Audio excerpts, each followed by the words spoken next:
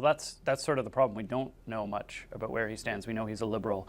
We know he generally supports liberal issues.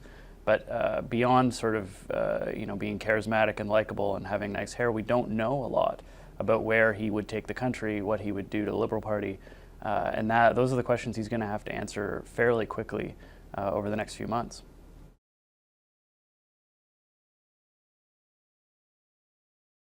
Well, when Michael Ignatieff was tapped for the Liberal leadership, there was a sense that he was a godsend to the party, that he would win first time out. People who liked Ignatieff were not thinking about a long rebuilding period for the government. They were thinking about winning now. What's interesting, and I find when I talk to senior Liberals now on the inside, is they don't see Justin Trudeau in that way.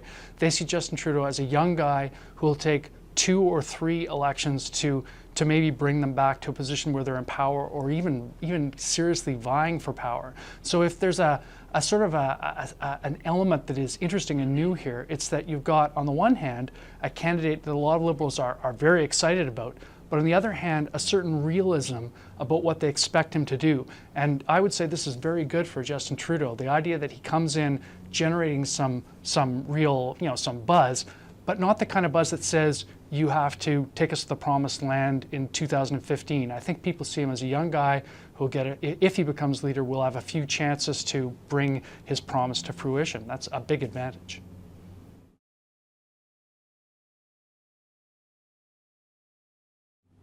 Look, obviously the fact that his last name is Trudeau and that his father was one of the longest serving and most spectacular prime ministers since Confederation is the only reason we're talking about Justin Trudeau as leader, as a prospective leader of the Liberal Party. But, people who are in politics because their father was in politics or because an ancestor was in politics are a bit of a type. And we've seen many examples before, and they don't often do very well. Paul Martin Jr., Al Gore Jr., Belinda Stronach, arguably, people who are in politics because they've got some bit of legacy of their parents that they have to live down.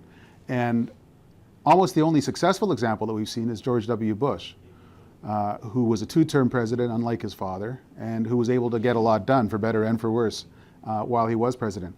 And the way that guy did it was essentially, it was an Oedipal thing. He essentially killed his father. He was the least George H.W. Bush-like president that he could be.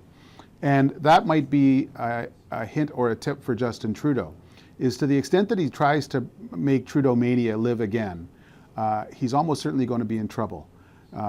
And to the extent that he tries to recast liberalism for a very different time, in a very different circumstance, he might have a better chance.